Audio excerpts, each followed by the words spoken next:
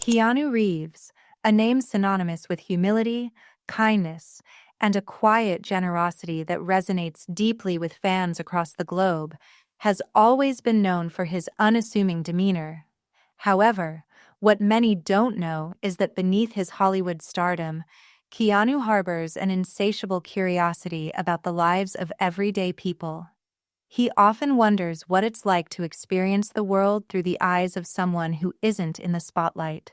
Someone who lives among us, in the shadows of a bustling world. On a crisp, chilly November morning, Keanu decided to step away from the usual glamour of red carpets and movie sets.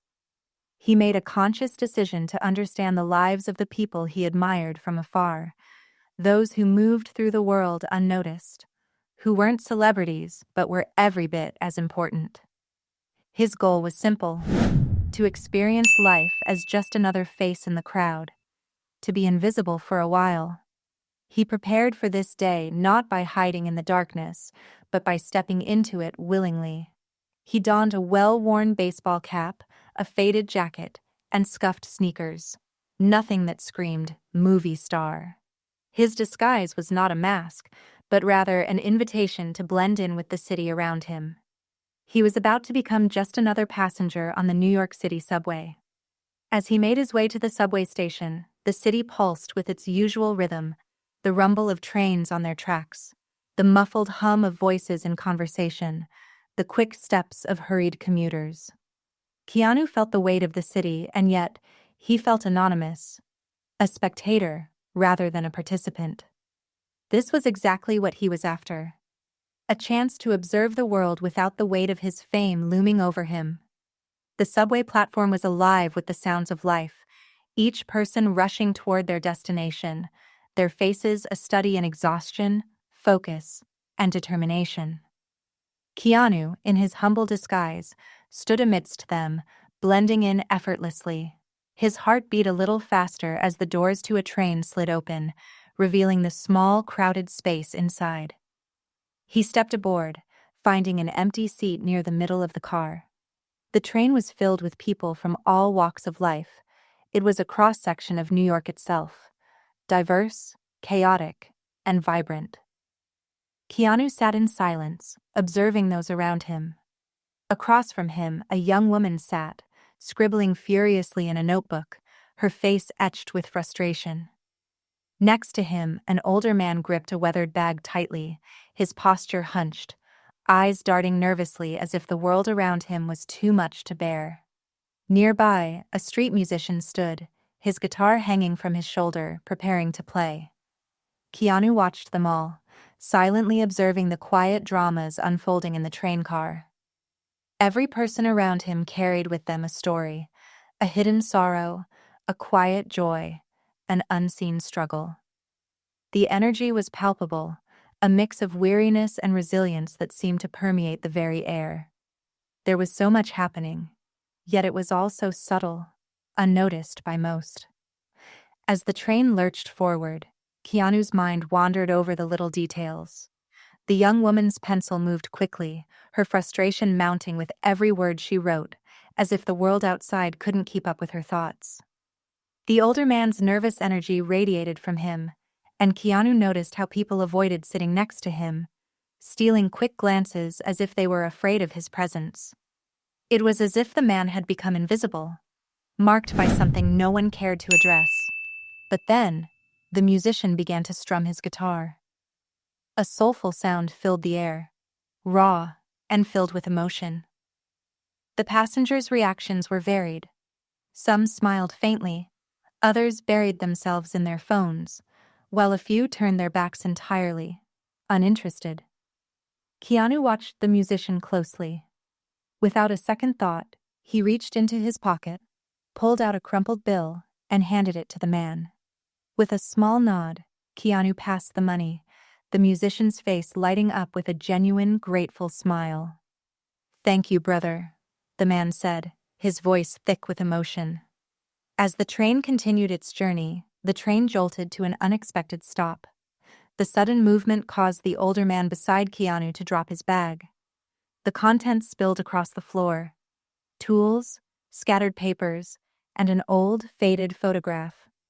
The photo caught Keanu's eye, and he couldn't help but study it. The image depicted a younger version of the man standing proudly with a family, his wife, children, and a sense of happiness that seemed worlds away from the man Keanu saw before him. The man scrambled to gather his belongings, his hands shaking with a mix of embarrassment and frustration.